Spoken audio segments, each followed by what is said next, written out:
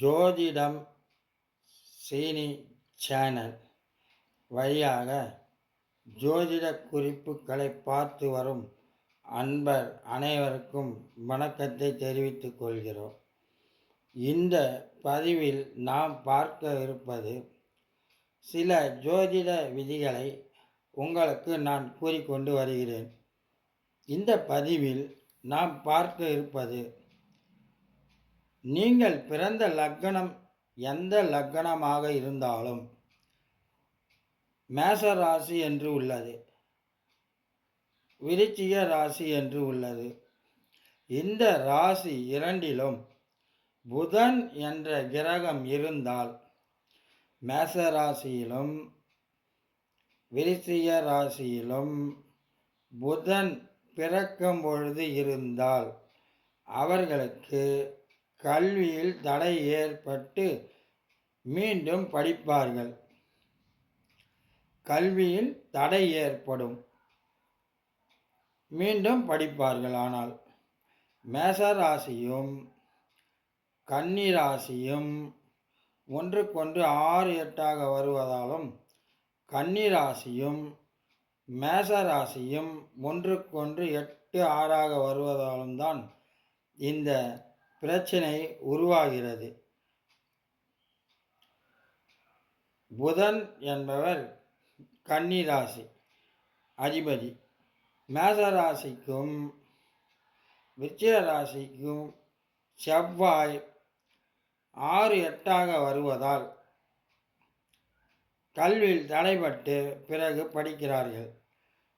மறுபடியும் கூறுகின்றேன், எந்த லக்னம் வேண்டுமென்றாலும் இருக்கலாம்.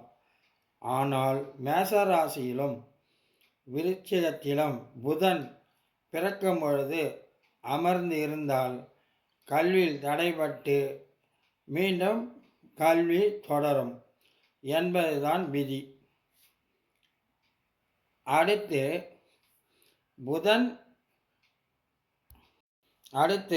புதன் எந்த லக்னமாக இருந்தாலும் சரி, விருச்சிகத்தில் நன்றாக புரிந்து கொள்ளுங்கள், பிறக்கும் பொழுது விருச்சிகத்தில் புதன் என்ற கிரகம் அமர்ந்து இருந்தால் அவர்களுக்கு என்ன பலன் உண்டாகும் என்பதை பாருங்கள். புதன் இருந்தால் ஜாதகருடைய தாய் மாமன் வாழ்நாளில் ஒரு முறையாவது வம்பு, வழக்கு, கட்ட பஞ்சாயத்து இவற்றில் ஏதாவது ஒன்றிற்காக நீதிமன்றம் அல்லது காவல் நிலையம் சென்றிருப்பார்கள். காரணம், காலபுருஷனுக்கு 8ஆம் இடம் விருச்சிகம். காலபுருஷன் என்பது மேஷராசி. மேஷராசியில் இருந்து விருச்சிக ராசி 8ஆம் இடம். ஆதலால் தாய்மாமன் காரகன் புதன் இருப்பதால் தான் இது போன்ற கிரகங்கள் விருச்சிகத்தில் இருந்தால் இந்த மாதிரியான பலன் உருவாகும் என்பதை புரிந்து கொள்ளலாம். ஆதலால் ஜாதகத்தில் ஒவ்வொரு கிரகமும் எந்த ராசி கட்டத்தில் அமர்ந்துள்ளதோ அதன் வழியாக பலன்கள் நடக்கும் என்பதை இந்த விதிகளை குறித்து வைத்து நாம் தெரிந்து கொள்ளலாம். அடுத்து வருவது விருச்சிக லக்னத்தில், நன்றாக பாருங்கள். அடுத்து வருவது விருச்சிக லக்னத்தில் செவ்வாய் இருந்தால், பிறக்கும் காலத்தில் விருச்சிக லக்னத்தில் செவ்வாய் இருந்தால் என்ன பலன் உருவாகும் என்பதை பாருங்கள். உங்கள் ராசியில் இருக்க வேண்டும். அடுத்து செவ்வாய் விருச்சிக ராசியில் விருச்சிகத்தில் செவ்வாய் இருந்தால் பிறக்கும் ஜாதகத்தில் ஜாதகரின் சகோதரர் வாழ்நாளில் ஒரு முறையாவது வம்பு, வழக்கு, கட்ட பஞ்சாயத்து இவற்றில் ஏதாவது ஒன்றிற்காக நீதிமன்றம் அல்லது காவல் நிலையம் சென்றிருப்பார். காரணம், கால புருஷனுக்கு 8ஆம் இடம் விருச்சகம்.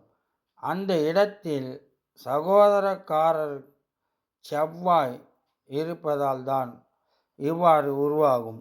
செவ்வாய் என்பது சகோதரர் உரிய காரகம்.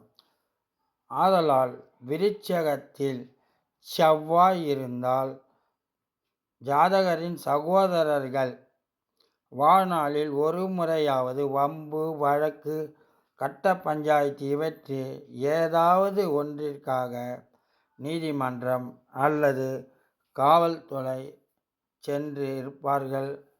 ஏனென்றால் காலபுருஷனுக்கு 8ஆம் இடம் விருச்சகம். அந்த இடத்தில் சகோதரர் காரகருக்கான செவ்வாய் இருப்பதுதான் காரணம். அடுத்து வருவது சந்திரன். எந்த லக்னமாக இருந்தாலும் சரி, விருச்சிகத்தில் சந்திரன் இருந்தால், விருச்சிகத்தில் சந்திரன் என்ற கிரகம் பிறக்கும் பொழுது உங்கள் ராசி கட்டத்தில் இருந்தால் ஜாதகரின் தாயார், ஜாதகரின் அம்மா வாழ்நாளில் ஒரு முறையாவது வம்பு, வழக்கு, கட்ட பஞ்சாயத்து இவற்றில் ஏதாவது ஒன்றிற்காக நீதிமன்றம் அல்லது காவல் நிலையம் சென்றிருப்பார். காரணம், கால புருஷனுக்கு 8ஆம் இடம் விருச்சகம். அந்த இடத்தில் தாய்க்கு காரகர் ஆன சந்திரன் இருப்பதால் தான் காரணம். எந்த லக்னமாக இருந்தாலும் சந்திரன் விருச்சிகத்தில் இருந்தால் ஜாதகரின் தாயார் வாழ்நாளில் ஒரு முறையாவது வம்பு, வழக்கு, கட்ட பஞ்சாயத்து இவற்றில் ஏதாவது ஒன்றிற்காக நீதிமன்றம் அல்லது காவல் நிலையம் சென்றிருப்பார். காரணம், காலபுருஷனுக்கு 8ஆம் இடம் விருச்சகம் வருவதால் அந்த இடம் தாய்க்கு காரகர் சந்திரன் இருப்பதால் தான் இவ்வாறு உருவாகும். அடுத்து சூரியனை பற்றி பார்ப்போம். எந்த லக்னமாக இருந்தாலும் விருச்சிகத்தில் பிறக்கும் காலத்தில் விருச்சிக ராசியில் சூரியன் என்ற கிரகம் இருந்தால் ஜாதகருடைய தந்தையார் வாழ்நாளில் ஒரு முறையாவது வம்பு, வழக்கு, கட்ட பஞ்சாயத்து இவற்றில் ஏதாவது ஒன்றிற்காக நீதிமன்றம் அல்லது காவல் நிலையம் சென்றிருப்பார். காரணம், கால புருஷனுக்கு 8ஆம் இடம் விருச்சிகமாக வருவதால் அந்த இடத்தில் தந்தைக்கு காரகமான சூரியன் இருப்பதால் இவ்வாறு தந்தையார் வாழ்நாளில் ஒரு முறையாவது வம்பு, வழக்கு, கட்ட பஞ்சாயத்திற்காக நீதிமன்றம் அல்லது காவல் நிலையம் சென்றிருப்பார்கள் என்பதை புரிந்து கொள்ளலாம். அடுத்து வருவது சுக்கிரன். அடுத்து வருவது எந்த லக்னமாக இருந்தாலும் சுக்கிரன் கடகம், சிம்மம், கன்னி, விருச்சகம், கும்ப ராசிகளில் இருந்தால் நன்றாக பாருங்கள். எந்த லக்னமாக இருந்தாலும் சுக்கிரன் என்ற கிரகம் பிறக்கும் பொழுது கடகம், சிம்மம், கன்னி, விருச்சகம், கும்பம் ராசிகளில் இருந்தால் ஜாதகரின் வீட்டில் பெண் வழி சாபம், பெண் வழி தோஷம் ஏற்பட்டு இருக்கும். பெண்களால் பிரச்சனை உருவாகி இருக்கும். சொன்ன கடகம், சிம்மம், கன்னி, விருச்சகம், கும்ப ராசிகளில் சுக்கிரன் இருந்தால் பெண் வழி சாபம் ஏற்பட்டு இருக்கும். பெண் வழி தோஷம் ஏற்பட்டு இருக்கும். காரணம், கடக ராசி காலபுருஷனுக்கு கேந்திராதிபதிய தோஷம் பெறுவதாலும், கேந்திராதிபதிய தோஷம் கடக ராசி பெறுவதாலும், சிம்ம ராசி சுக்கிரனுக்கு பாதகாதிபதியாக வருவதால், கன்னி ராசிக்கு சுக்கிரன் நீச்சம் அடைவதாலும், 8க்கு ஆதிபதியம் பெற்ற விருச்சிகத்தில் சுக்கிரன் இருந்தாலும், காலபுருஷனுக்கு பாதகாதிபதியாக சனி வீட்டில் கும்பராசியில் சுக்கிரன் இருந்தாலும் பெண் வழி சாபம், பெண் வழி தோஷம் உருவாகிறது. ஆதலால் இவர்கள் அனைவரும் ஜாக்கிரதையாகவும் பெண்களின் பேசும்பொழுது நன்றாக இருக்க வேண்டும். ஏனென்றால் பிரச்சனை அதுவே உருவாகிவிடும். நாம் பேசுவதை பார்த்து பேச வேண்டும். அவர்களிடத்தில் அவர்களுக்கு ஏற்றாற்போல் நாம் மாறிக்கொள்வது தான் நல்ல வழியாகும். ஏனென்றால் நம் ஜாதகத்தில் என்ன இருக்கிறதோ அதுதான் நடக்கிறது என்பதை பலரும் அறிந்திருப்பார்கள்.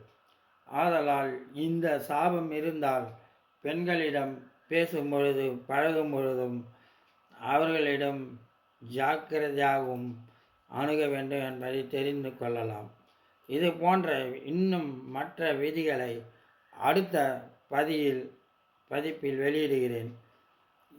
நான் குறித்து கொள்ளதை நீங்கள் குறித்து கொள்ளவும் என்று இத்துடன் இந்த பதிவை முடித்து கொள்கிறேன்.